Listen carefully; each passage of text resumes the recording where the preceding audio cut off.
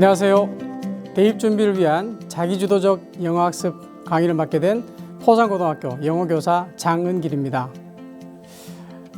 올해는 코로나19로 인해서 학생, 학부모님들을 이렇게 온라인 영상으로 만나 뵙게 되었습니다. 평소 같으면 학교에서 학생들과 함께 땀 흘리며 공부해야 될 시기에 저 또한 학생을 만나지 못하는 게 정말 아쉽습니다. 그렇지만 우리 모두 코로나19 대비 안전수칙인 손 씻기, 마스크하기, 사회적 거리 두기를 통해서 어서 빨리 이 상황을 극복하고 학생들을 반갑게 만나길 바라겠습니다. 자, 그럼 강의를 시작하도록 하겠습니다. 자, 오늘 제가 학부모님들께 말씀드릴 내용은 바로 대입 준비를 위한 자기주도적 영어 학습입니다. 우리 고등학교 1학년, 2학년 학생들이 대학 입학을 준비하는 과정에서 영어 과목과 관련된 준비를 어떻게 해야 되는지 살펴보겠습니다. 우선 크게 두 가지 주제로 나눠서 먼저 1부에서는 대입 전형과 고교영어 학습, 2부에서는 수능 영어 학습 내용에 대해서 말씀드리도록 하겠습니다. 먼저 대입 전형과 고교영어 학습 부분입니다. 학부모님들, 대입 전형이란 말 많이 들어보셨죠? 우리 학생들에게 물어보면 대입 전형이란 말을 들어보긴 했는데 구체적 의미를 잘 모르는 경우가 많더라고요. 대입 전형에서 대입은 대학교 입학입니다. 그럼 전형은 무슨 말일까요? 전형은 골라서 뽑는다는 뜻입니다. 다시 말해 대학에서 학생을 선발하는 방법이라는 의미로 이해하시면 되겠습니다.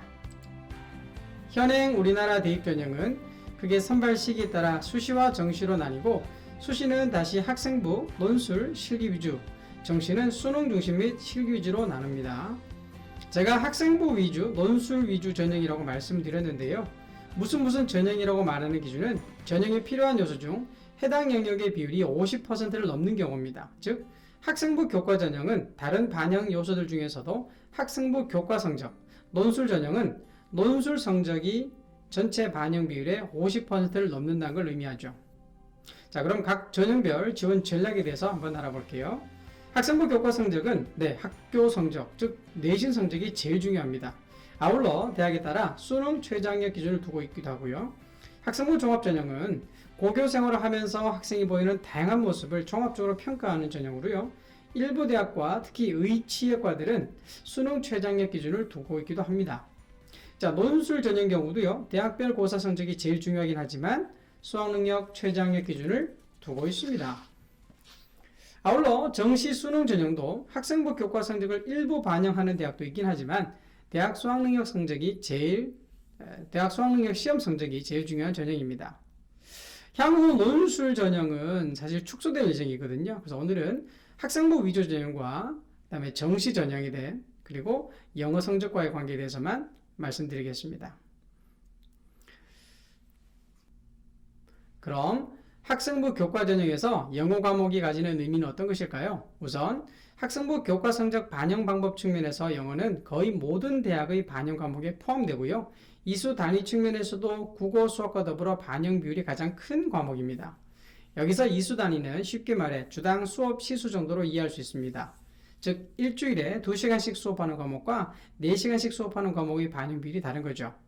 영어 과목의 경우 대부분 학교에서 최소 주당 4시간 이상은 확보하고 있으므로 학생부 교과 성적 산출의 핵심이 되는 과목입니다.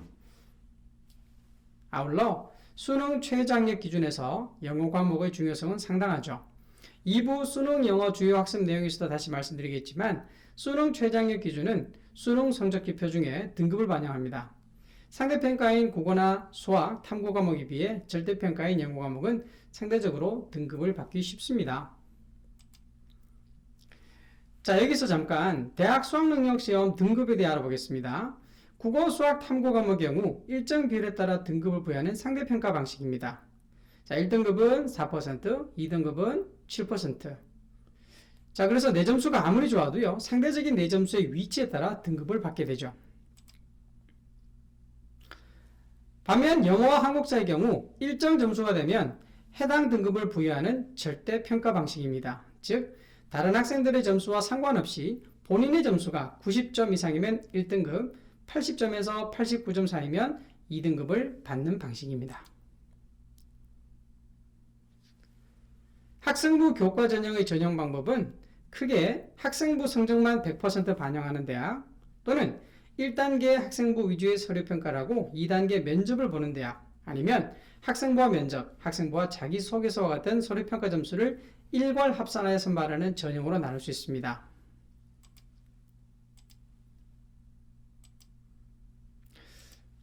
예를 들어 우리 지역의 경북대와 계명대의 경우에는 일반 전형은 학생부 100%로 선발하고, 영남대는 단계별 전형, 그리고 경북대학교 지역인재 전형은 학생부와 서류를 함께 평가하고 있습니다.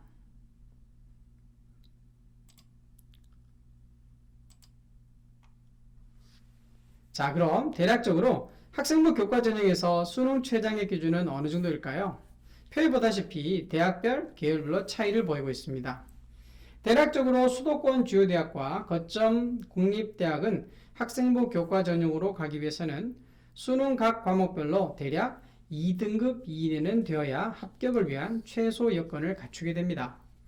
이 경우 상대평가인 국어, 수학, 탐구 과목은 본인의 학습량에 따라 등급을 받는 것이 매우 힘들지만, 영어의 경우는 조금 이야기가 다르죠. 물론 영어도 문항이 쉬워 점수를 쉽게 받을 수 있는 건 아닙니다. 절대평가 첫 해인 2018학년도에는요, 수능에서 영어 1등급 비율이 10%를 넘었지만 그 다음 해 2019학년도에는 5% 정도로 낮아졌습니다. 그렇지만 절대평가에서 일정 수준만 되면 모두 그 점수를 받을 수 있다는 그 점은 영어 과목에서 큰 이점은 맞습니다. 따라서 수능 최장의 기준을 맞추기 위한 전략을 수립하는 경우, 특히 최상위권 대학은 영어 1등급을 목표로 공부를 해야 될 것 같습니다. 그럼 학생부 교과 전형의 핵심인 내신 성적은 어떻게 산출되는 것일까요? 중학교는 내신 성출 방식이 5단계 성취평가, 즉 절대평가 방식이지만, 고등학교는 과목별로 차이가 있긴 하지만 대개의 경우 9등급 상대평가 방식입니다. 지금 보여드리는 것은 대구 시내 한 일반계고의 영어 과목 평가 요소별 반영 비율을 예시 나타낸 겁니다. 고등학교 영어 내신도 중학교와 마찬가지로 크게 지필과 수행평가로 나뉩니다. 우선 고등학교의 지필평가의 경우 서술형평가를 20% 이상 반영하고, 수행평가는 최소한 40% 이상을 반영해야 됩니다. 아울러 지필 및 수행평가 전체에서 말하기, 쓰기 등의 표현 중심 기능의 평가를 50% 이상 하도록 하고 있습니다. 그럼 교과 성적을 잘 받기 위해서 내신 성적을 잘 받기 위해서는 어떻게 해야 될까요? 자, 영어 과목의 경우 지필평가 공부와 수능 영어 공부가 사실 별반 다르지 않습니다. 아마 고교별로 지필평가 유형이 수능 영역의 유형과 매우 유사할 것이므로 학교 지필평가를 위한 공부가 곧 수능 영어 공부와 직결됩니다. 수행평가의 경우에 대부분 학교에서 EBS 영어 듣기평가를 반영하고, 이 외에 말하기, 쓰기 수행평가를 실시합니다. 자, 수행평가는 학교별로 차이는 있겠지만 지필평가에 비해서 상대적으로 변별력이 크게 있을 것 같지는 않네요. 단 수업 시간에 적극적으로 참여하고 과제 수행 이행을 빠짐없이 해낸 학생들은 좋은 점수를 받을 수 있을 것 같습니다. 따라서 수업 중 학생이 보이는 노력과 참여가 중요한 평가 기준이 되고요.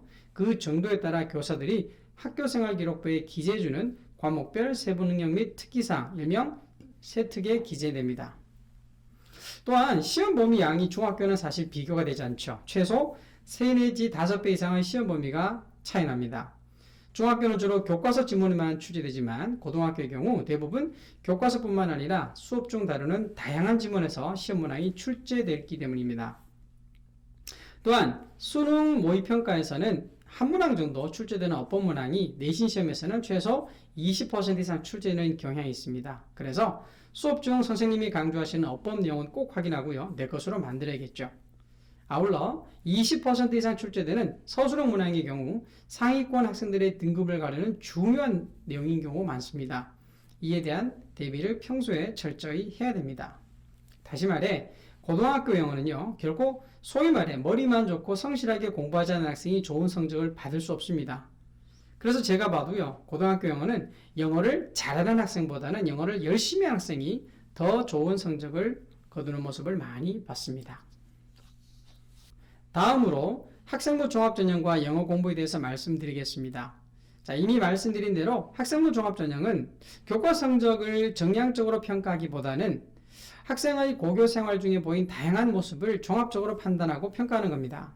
따라서 학생부 자기소개서 등의 서류와 면접을 통한 검증 과정도 필요하겠죠. 물론 교과성적도 중요합니다. 또한 일부 대학에서는요, 수능 최저학력 기준을 요구하는 곳도 있어요. 물론 학생부 교과와 비교하면 그 숫자가 매우 적습니다만 학생부 종합전형의 경우도 최저학력 기준을 요구하는 대학이 있습니다. 보시다시피 고려대, 부산대, 이화여대, 홍익대에서는요 최저학력 기준을 요구하고 있고요. 아마 상당수의 의예과와 치의예과에서는 전체 다른 학생부 종합전형의 학과와는 별개로 수능 최저학력 기준을 요구하는 대학이 많이 있습니다. 자, 그럼 영어 과목은 이 학종에서 어떻게 평가될까요? 자, 표에서 보다시피 고려대 생명공학부, 연세대 언론홍보영상학부, 서울대 정치외교학부, 서울대 수의예과 합격 학생들의 학교생활 기록부를 바탕으로 한 합격 요인을 분석한 겁니다. 자, 특징이 보이시나요? 공통적으로 모두 영어 실력 탁월이라는 평가 내용이 있습니다. 자, 대학에서는 영어라는 과목은 학문 연구를 위한 도구 과목입니다. 그만큼 대학에서는 학생들이 영어를 어떻게 공부했고 어느 정도 수준인지 평가를 하고자 할 겁니다. 그러면 이 학생들의 영어 실력이 탁월하다는 평가는 어떻게 받은 것일까요? 물론 우리나라 최고의 대학, 최고의 학과에 합격한 이 학생들이만큼 내신 성적 등급이 굉장히 우수했을 겁니다. 따라서 위 학생들의 경우에는 내신 성적이 합격의 중요한 변별 요소가 아님이 분명할 겁니다. 물론 위 학생들이 교내 영어 대회 등의 비교과에서 좋은 모습을 보여줄 수도 있었지만 결국 이 학생들은, 그리고 이 영상을 시청하시는 학부모님들의 자녀들도 학교 수업을 통한 학생 본인의 영어 실력 향상을 위한 노력과 과정이 잘 드러나야 할 것입니다. 자, 그러한 영어 수업 과정이 기록된 학생부 영역이 바로 세부 능력 및 특기 사항입니다. 수업 중 선생님이 학생의 배움을 과정을 관찰하고 기록하는 공간이죠. 바뀌게 된 학생부 기재 글자 수는 대부분의 영역에서 축소되거나 아니면 항목이 삭제된 경우가 많지만 이 세트 기재 글자 수는 과목당 500자로 유지되고 있고요. 대략 한 학년당 수강하는 과목이 최소 8과목 이상이 되기 때문에 다른 어떤 항목보다 기재 글자 수가 많습니다. 아울러 대학에서도 이 점을 잘 알고 있고요. 학생부 종합전형의 주요 평가 항목을 확인할 수 있는 영역 중에 세특을 가장 중요하게 보고 있습니다. 그래서 예시를 보다시피 단순히 이 학생 같은 경우에는요, 그냥 학교에서 치는 지필고사만 잘 쳐서 좋은 등급을 받았다기보다는 학생 나름의 노력을 많이 했는 것 같아요. 예를 들어 더 헬프를 책으로 읽은 후 영화를 보고 나고 그 다음에 그 내용을 갖고 북 리뷰를 작성해서 발표하기도 했고요. 아울러 본인의 관심사인 뇌과학에 관한 관심이 많아 독서를 많이 해온 학생으로 특히 스트레스와 뇌의 작용에 대한 자료를 읽고 세부 내용을 파악을 해서 주제문을 훌륭히 작성했다는 내용이 있죠. 자, 이런 학생의 다양한 수업 과정 그리고 본인의 노력이 드러나는 내용이야말로 그 학생의 영어 능력을 가늠할 수 있는 좋은 잣대가 되는 것입니다.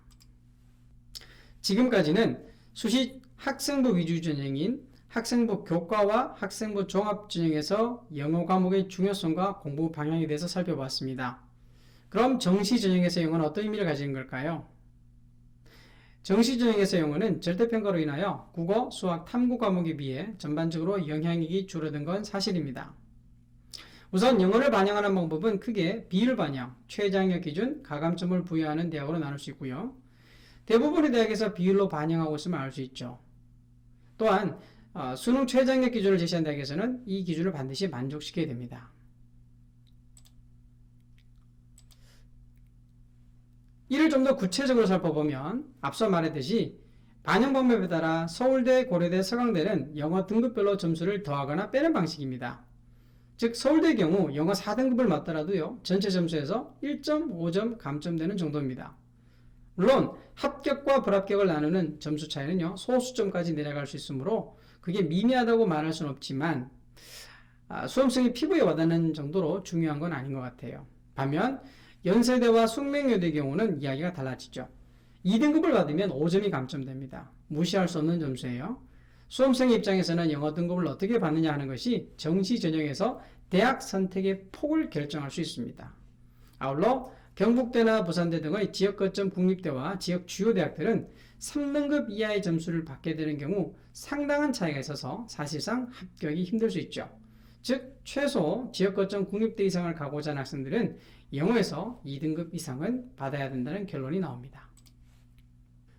지금까지 대입전형과 영어 교과의 관계에 대해 살펴보았습니다. 결국 대입전형에서 영어 교과는 우선 학생부 위주 전형을 대비하는 내신 성적과 함께 수업 중 활동을 통해 본인의 역량을 보여줄 수 있는 좋은 도구가 될 수 있고요. 아울러 대입전형에 수반되는 수능 최저학력 기준에서 절대평가로 치르는 영어는 정말 뺄 수 없는 존재죠. 수능 최저학력 기준 충족을 위한 과정에서 영어는요, 선택이 아니라 필수인 것입니다. 예를 들어 최상위권 학생들의 경우는요, 올해 고3이 치르는 2021학년도 서울대학교 지역균형 선발전의 경우에요, 기존에 최저학력 기준이 3개 영역 모두 2등급 이상에서 3개 영역 평균 2등급으로 바뀌었죠. 즉 이전에는 국어, 수학, 영어, 탐구 과목 중 최소 3개 영역에서 모두 2등급을 받아 있다면 이제는 평균 2등급이면 되므로 3등급을 맞는 과목이 하나 있더라도 영어에서 1등급을 맞으면 상쇄할 수 있는 여지가 있다는 거죠. 또한 중위권 학생들에게는 영어는 더욱더 중요한 과목이죠. 70점만 맞으면 3등급을 받을 수 있습니다. 다른 과목의 노력과 단순 비교는 힘들지만 다른 과목에서 이 점수면 3등급 받기는 상당히 힘듭니다. 자, 그러면 어떻게 하면 수능 영어에서 좋은 등급을 받을 수 있을지요? 수능 영어의 실체에 대해서 잠시 후 2부에서 말씀드리도록 하겠습니다. 감사합니다.